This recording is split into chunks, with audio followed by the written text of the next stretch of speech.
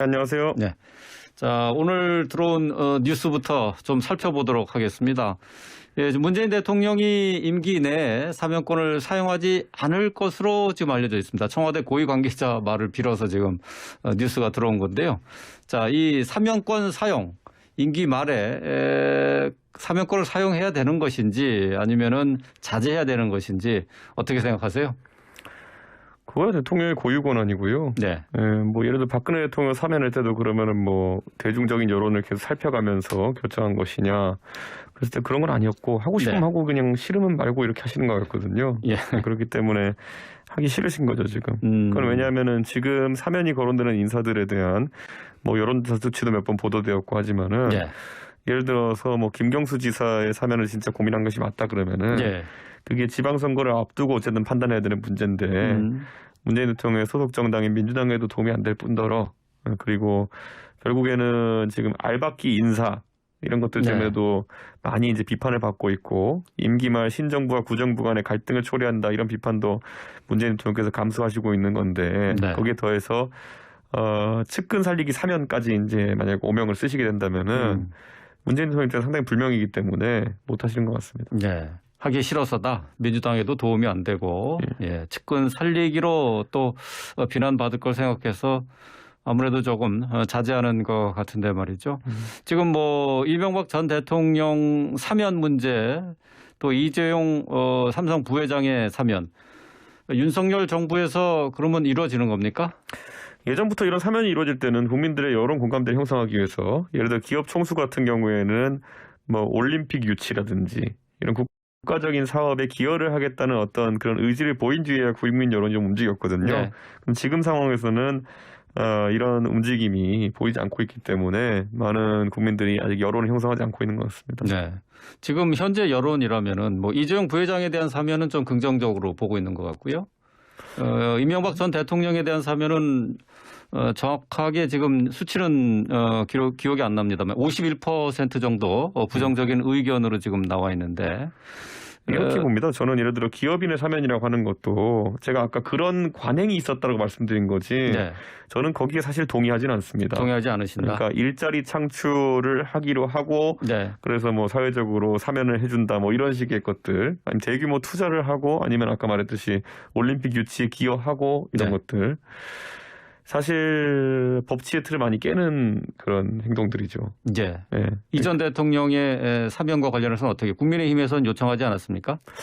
근데 그거는 국민 통합의 차원에서 하자고 하는 것인데 국민의 다수가 오히려 그것에 대해서 불편해한다면은 시기상조다라고 이야기할 수 있는 부분이 있을 것이고 저희 국민의힘 입장에서는 이미 사면되신 박근혜 대통령 포함해서 두 분의 전직 대통령이 형사적인 책임을 지신 것에 대해서 부끄럽게 생각하고 또 반성을 합니다만은 그리고 그분들이 빨리 이제 좀 명예를 회복할 수 있는 기회가 있었으면 좋겠다는 생각하는 것과 별개로 국민 눈높이에 맞춰 가야 된다는 생각하고 있습니다. 눈높이. 결국 여론을 살펴야 된다. 그런 얘기로 들으면 되겠습니까? 그러니까 박근혜 대통령과 이명박 대통령 간의 직접적인 비교를 하자면은 박근혜 대통령은 문재인 정부 임기 내내 영어의 몸으로 이제 지내셨기 때문에 국민 여론이 저 정도면 수용 생활이 좀 과했다라고 보는 측면이 있어서 좀 여론이 형성된 거라면은 이명박 대통령은 뭐 이게 참 뭐라고 해야 될지 모르겠습니다만은 중간에 신병 치료를 위해 가지고 또 나와 계셨던 기간도 있고 다시 재수감되셔서 아직까지 기간이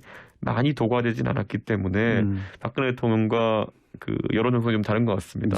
그럼에도 불구하고 워낙 이명박 대통령께서 고령이시고 하기 때문에 뭐 신병 치료라든지 아니면 이런 것을 위한 어떤 기존의 고령 수용자를 위해 제공되던 모든 혜택들 같은 경우에는 또 전직 대통령을 해가지고 차별 없이 주어져야 된다 이런 생각을 하고 있습니다. 네, 알겠습니다. 자, 오늘 성남시청에 대한 압수수색이 있었어요. 성남 FC 의혹과 관련된 것인데 민주당에서는 소문으로만 떠돌던 이재명 사법살인의 신호탄 아니냐 이렇게 비판하고 나섰습니다. 어떻게 보십니까? 소문으로 떠돌던 이재명 게이트의 시작이죠. 이재명 게이트의 시작이다. 사법살인이라고 보기에는 사실 이 부분에 대해서 대선 과정에서도 구체적인 증언들이 있었고 구체적인 제보가 있어서 저희가 제기했으나 지금까지는 뭐 선거 과정에서 선거 결과에 영향을 주는 그런 수사를 자제해왔던 수사기관이었다 저는 이렇게 보고요. 저는 그래서 아마 민주당 입장에서 지금 이걸 뭐 사법살인 이런 강한 용어를 쓰기 시작하면은 검수완박을 왜 하려고 했는지에 대해 또 한 번 국민들에게 상기시켜주는 거거든요. 그렇기 때문에 저는 민주당이 이 주장을 계속하지 않았으면 좋겠습니다. 네. 사법살인이 아니라 이재명 게이트의 시작이다 이렇게 보신다고 하셨는데 지금 이재명 지금 당 고문인데 당 고문과 관련해서 다시 정치판에 나오지 않겠느냐 하는 얘기가 나온 게 이제 분당과 보선과 관련된 것들이에요. 근데 지금 김은혜 경기도지사 후보의 지역구죠. 분당과 보선에 관심이 모아지고 있는데 지금 안철수 위원장의 전략공천 얘기가 나오고 있더라고요. 전략공천이라고 하면 상대의 패를 보고 경쟁력을 맞춰서 저희가 꼭 이겨야 되는 곳에 적절한 후보를 내는 것이고 이건 다른 후보로 이기지 못하겠다는 판단이 있을 때 보통 하는 겁니다. 그렇기 때문에 지금 아직 대진표가 확정되지 않은 상황 속에서 상대는 이제 김병관 의원이 나올 걸로 예측되고 있습니다. 네. 분당갑에서. 그랬을 때 우리 당에 예를 들어 뭐 내일까지 저희가 국회의원 후보자 공모를 하지만은 공모 결과 적절한 인물이 있느냐 없느냐에 따라 가지고 절차가 달라질 거로 보입니다. 네. 지금 이 대표께서는 전에 안철수 위원장에 대해서 꽃가마를 태워줄 생각은 없다 이렇게 얘기하지 않으셨어요? 제가 당대표가 된 뒤에요. 오히려 저랑 정말 가깝다고 알려진 인사들도 그런 소위 특혜나 아니면 배려를 받은 바가 없습니다. 예. 잘 아시는 것처럼 저와 가장 가깝다고 하는 인사들 다 경선을 치르고 있는 것이고요. 네, 그런 과정에서 뭐 안철수 대표의 경쟁력이 유일하게 여기서 이길 곳이다, 이길 경우다라고 저희가 사전 조사든지 이런 걸 해서 판단한다면은 가능하겠는데 아직은 그런 조사도 하지 않았습니다. 저희는. 네. 그럼 현재 이 대표 입장은 경선은 무조건 치러야 된다 이렇게 말씀하시는 건가요? 지원하시는 분들의 명단을 내일까지 한번 보겠습니다. 그리고 그 안에 안철수 대표가 없다면은 사실 이미 들어오신 분들에 대한 예의 때문에라도 네. 그분들 면접 보고 하는 과정이 상당히 걸릴 겁니다. 전략 공천이 됐든 뭐가 됐든 안 위원장이 일단 신청을 해야 되는 거군요. 보통 본인이 손들고 나가는 걸 요즘은 선호하지. 예. 이게 뭐 누구의 요청으로 뭐 누가 권해서 이런 것들은 뭐 저는 개인적으로 선호하지 않은 방식입니다. 그렇군요. 예. 자, 안철수 위원장의 대항마로 민주당 대선 후보였던 이재명 전 경기지사 출마 가능성이 거론되기도 했어요. 지금은 뭐 조금 다른 얘기들이 나오고 있습니다만은 이 부분은 어떻게 보세요? 그러니까 저는 이재명 지사에게는 결국에는 성남시장으로서 본인의 정치적 커리어가 시작되었고 그 뒤에 경기도지사까지 하면서 사실 순회동에서 이제 계속 살고 이랬다는 것이 이제 이야기인데 네. 분당 순회동인데 그곳을 버리고 다른 곳에 출마하는 명분이라는 게 얼마나 있을까에 대해서 의문입니다. 그렇기 때문에 저는 정치 활동을 한다면은 성남 분당 갑에서 하는 것이 이치에 맞지 않겠느냐 네. 이런 이야기를 하는 것이고 뭐 많은 추억이 깃든 곳 아니겠습니까? 제가 알기로는 뭐 우리가 아는 여러 가지 식재료를 과도하게 드셨던 공간도 여기고 예. 예, 여기서 많은 추억이 있은 공간인데 굳이 여기를 떠나셔야 되는 이유를 잘 모르겠습니다. 예, 안철수 위원장에게 분당갑 출마를 권유했다. 윤 당선인 측에서 뭐 이런 얘기가 나오고 있는데요. 여기에 대해서 이 대표께서 사실 전제로 우려를 표하셨어요. 어떤 부분에서 잘못됐다고 보시는 겁니까?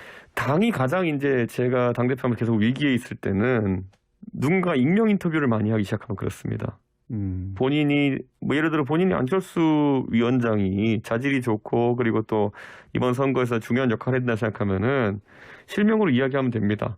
그런데 본인 이름이 다 있는 정치인들이거든요. 네. 홍길동 의원 뭐 이렇게 뭐 다 있는 사람들인데 본인 이름 걸지 않고 당선인 측이라는 이름을 빌어가지고 이렇게 얘기하는 순간부터 당내에 많은 혼란이 빚어집니다. 네.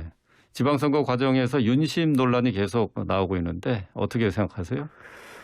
글쎄요, 우리가 윤석열 후보를 돕기 위해 가지고 모두 일심동체가 되어가지고 선거를 뛴 이후의 정당이기 때문에 윤석열 후보는 사실 모든 사람에게 고마움을 가지고 있고 그리고 또 그 안에 윤석열 후보와 많은 친분을 갖게 되는 인사들이 있습니다. 그런 상황에서 윤심이라는 것이 사실 한쪽으로만 특정하게 강하게 작동하는 현상은 그렇게 많지 않습니다. 네. 오히려 윤심을 파는 분들은 많았죠. 이번 지방선 공천 과정 중에서. 그런데 네. 저희가 엄격하게 판단했습니다. 네. 오늘 윤석열 당선인이 김은혜 후보와 함께 경기도 몇 군데, 몇 개의 도시를 방문을 했어요. 이제 여기에 대해서 민주당 측에서는 선거 개입이다라고 강력하게 반발하고 있는데 여기에 대해서는 어떻게 생각하십니까? GTX 공사 현장에 가셨고요. 네. 네, 그리고 1기 신도시에 대한 여러 가지 그 이야기를 말씀하셨습니다. 근데 이거 둘 다 김은혜 공약 이전에 윤석열 공약입니다. 그러니까 당선인께서 한 달 전까지, 2달 전까지만 하더라도 이걸 실현시키겠다고 주민들에게 계속 말씀하셨던 부분이기 때문에 네. 저는 오히려 지금 갑자기 거기에 대해서 싹 입신다 그러면은 공약해놓고 그냥 무시하는 거냐 이렇게 반응이 나올 수 있거든요. 저는 당선인께서 공약을 굉장히 지키려고 노력하시는 타입입니다. 그렇기 때문에 특히 이번 선거에서 본인이 힘주어 강조했던 GTX A, B, C, D, E, F까지 네. 그런 것까지 공약했던 것과 1기 신도시의 재건축 리모델링 활성화 같은 경우 이 경우에는 저는 당선인이 관심 갖는 사안 10손가락 안에 들어간다 이렇게 봅니다. 예. 오늘부터 마스크 야외에서는 안 써도 됩니다. 근데 이 결정과 관련해서 안철수 위원장이 마스크 해제를 너무 급한 판단이다라고 비판한 것에 대해서 이 대표께서도 적절하지 않다라고 역으로 얘기를 하셨어요. 안철수 대표께서 이제 그 선거 막판에 네. 선거 한 3일 정도 앞두고 이제 우리 당에 함께 하신 거기 때문에 네. 아마 그 전까지 저희가 특히 방역에 있어가지고 행정 편의주의적 방역을 하지 않겠다는 입장을 네. 우리가 얼마나 강조했는지 잘 모르셨던 것 같습니다. 그렇기 때문에 제가 웬만하면 인수위에서 하는 일들에서 제가 개입을 잘 안 합니다. 그런데 이 사안에 대해 가지고는 당선인과 또 우리 당 차원에서 지금까지 주장했던 바와 오히려 안철수 위원장께서 표현하신 부분이 오히려 우리가 정치 방역을 하다는 것처럼 비춰질 수 있는 부분이 있어가지고 네. 그 부분은 당과 우리 방침과 다르다는 걸 지적할 수밖에 없었습니다. 예. 이 마스크 쓰는 것 때문에 이거 신구 권력 간의 갈등으로 비춰지는 데 대해서 조금 문제가 있다라고 보시는 거죠? 가끔 가다 보면 정치권에서 이제 청개구리 관계 같은 경우가 있거든요. 네. 예를 들어 누가 정말 싫어하는 사람이 독도는 우리 땅이다 그러면은 그걸 부정할 수 있을 정도까지 가는 분들이 있거든요. 저희가 이 마스크 문제나 이런 방역 문제는 아무리 민주당이 우리의 적대 정당이고 그리고 또 우리랑 선거 과정에서 아주 험한 말을 주고받던 일이 있다 하더라도 그리고 네. 문재인 정부의 방역 정책에 비과학성이 있다고 지적했다 하더라도 저희가 이런 부분이 있어가지고 너무 이제 반사적인 반응을 보이면 안 된다. 그런 생각 때문에 저는 이런 이야기를 한 것이고 네. 저는 정은경 질병청장 같은 경우에도 지금까지 많은 비과학적 판단을 했다고 좀 보고 있습니다. 네. 예를 들어서 프랜차이즈 카페는 안 되고 개인 카페는 안전하다 뭐 이런 거 있잖아요. 근데 그거야말로 정치인들이 그분들에게 그냥 과학적으로 일할 공간을 주지 않고 때때로 정치적인 발언을 쏟아냈기 때문에 질병관리청이 거기에 쫓아갔다 이렇게 보거든요. 네. 그렇기 때문에 우리도 앞으로는 이 방역은 철저하게 과학의 영역에서 그리고 또 다만 정치인들이 바로잡아야 될 게 있다면은 행정 편의주의적인 발상을 너무 흐르지 않게. 제가 늘 비유하는 게 가끔 관료들은 학교 폭력을 없애라 이런 과제를 내면요. 학교를 없애는 방법을 선택하기도 합니다. 예. 예, 근데 방역에 있어서도 그런 일이 발생하지 않도록 하는 것. 예, 그 정도가 저희가 관여해야 될 부분이지 너무 세세하게 또 들어갈 필요는 없다고 봅니다. 예. 자, 어제 윤석열 대통령 당선인을 보좌할 대통령실 수석급 인선이 마무리됐죠. 평균 연령이 60대 이상이고 청년은 포함되지 않았다. 뭐 이 부분에 비판이 제기가 됐고 또 이번에도 안철수 위원장의 의지는 반영되지 않았다라는 그런 얘기도 있어요. 아무래도 당선인의 목표가 불필요한 정부 조직을 축소하고 그리고 그 정부 조직은 정부조직법을 통과시켜야 되기 때문에 시간이 좀 걸리지만은 대통령실 그리고 청와대를 탈피하는 것부터 그 의지를 관철시키겠다는 거거든요. 네. 그러다 보니까 뭐 안 대표께서 여러 뭐 과학수석이라든지 이런 쪽을 제안하셨겠지만은 줄이자는 방침과 배치된 측면이 있기 때문에 당선인께서 이런 판단하신 걸로 보이고요. 안철수 위원장이 말씀하신 그런 내용들은 의원의 조직이나 이런 것들로 자문기구 형태로 담아낼 수 있다 보는 것 같습니다. 자문기구에 안철수 위원장의 측근 인사들이 좀 참여할 수 있다. 측근뿐만 아니라 뭐 과학계 인사라든지 예. 아니면 벤처업계 인사들 이런 분들은요. 오히려 상근 공무원 자리를 하는 것이 주식 신탁 문제라든지 여러 가지 때문에 좀 부담스러운 경우가 있습니다. 그렇기 때문에 당선 입장에서는 오히려 더 큰 틀에서 그분들과 함께 활동할 수 있는 위원회 조직이라든지 이런 것들을 선호하시는 것 같고 앞으로 지켜봐야죠. 네.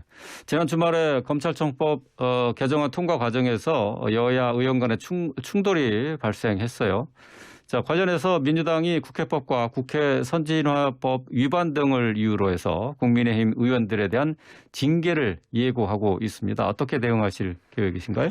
우리 국민의힘 의원들은 징계를 받는 한이 있더라도 이 검수완박 법안이라고 하는 것은 막아내야 된다는 것에 거의 입장이 일치합니다. 그렇기 때문에 민주당이 지금 와가지고 국회라는 건 정치를 하는 공간인데 뭐 고소고발을 하겠다 그리고 뭐 이런 어떤 징계를 처리하겠다 이렇게 하는 것은 말 그대로 그들이 더 이상 이제 검수완박에 대해 가지고 여론전이나 아니면 이런 것으로는 자신이 없다는 것을 의미하는 것이거든요.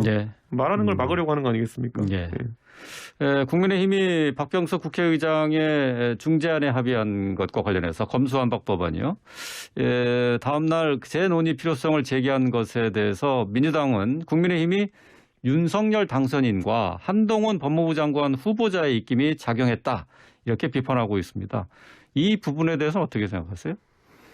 제가 먼저 결심했는데요. 그래요? 네. 한동훈 후보자와 전화 통화를 통해서 입장을 바꾸신 건 아니시고요? 제가 걸었는데요.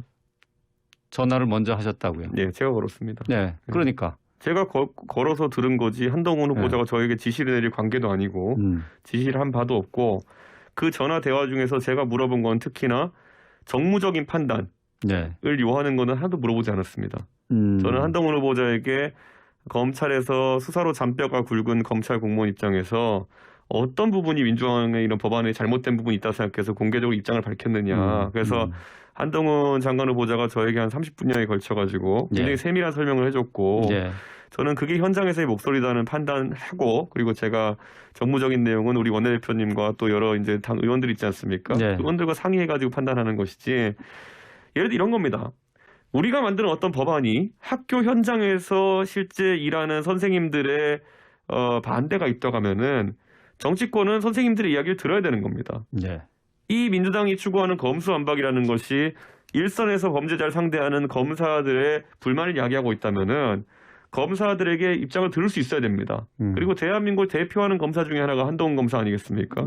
저는 당연히 물어볼 수 있다 보는 것이고. 근데 당에서는 애초에 그 추인까지 했었고 또 그리고 이 대표도 이 합의안에 대해서 수용하지 않았습니까? 그 이후에 이제 입장 바뀐 것 때문에 이제 얘기가 나오는 거잖아요. 제가 보통은 제가 당대표가 되니 원내 정책에 대해 가지고는 제가 원내 지도부를 무조건 신임합니다. 그렇기 때문에 원내 지도부가 김기현 원내대표께서 예전에 뭐 협상회고나 이런 것들에 대해서 다 준용한다고 제가 얘기했던 것이고 이번에 그 10시에 저희가 의총이 있었거든요. 제가 우리 원내 지도부가 협상안을 받아들였던 게 9시 40분입니다. 그래서 저는 의총 가서 논의해 보시느라고 했고 그래서 저는 우리 권성동 원내대표도 당연히 검찰 출신이고 여기에 대해서 전문성이 있고 그렇기 때문에 저는 권성동 원내대표 신임한다. 가서 의총에서 논의해 보시라라고 동의한 것이고 저는 지금도 권성동 원내대표가 뭐 나쁜 협상, 악의를 가지고 협상 이렇게 했다고 저는 생각하지 않고 민주당이 강박의 상황에 놓은 상황에서 권성동 원내대표에게 사실상 선택을 강요한 것이기 때문에 권성동 원내대표 입장에서는 불가항력이었다고 생각합니다. 한동훈 법무부 장관 후보자에 대한 인사청문 일정이 좀 연기가 될 가능성이 있는 것 같은데 여기에 대해서 언급을 하신 게 있더라고요. 한동훈이라는 이름 세 글자를 민주당이 악마화하기 위해서 굉장히 노력 많이 했습니다. 그렇기 때문에 지금 한동훈 후보자에 대해서 민주당 지지층은 맹목적인 비난을 하는 경우도 있습니다. 그런데 한동훈 후보자가 청문회 과정을 통해 가지고 본인의 생각을 조리 있게 표현하고 이렇게 여론을 상대할 기회를 갖게 되면은 제가 그것을 이 한동훈 후보자의 별의 순간이 될 것이다 라고 제가 얘기했던 게 사람은 그런 겁니다. 한동훈이라는 머리에 뿔 2개 달린 악마처럼 이제 묘사됐던 사람이 사실은 직접 대화하는 모습, 말하는 모습을 보니까 너무나도 사안을 잘 이해하고 있고 그리고 잘 얘기하더라. 그리고 법무부 장관을 수행할 충분한 자격이 있더라.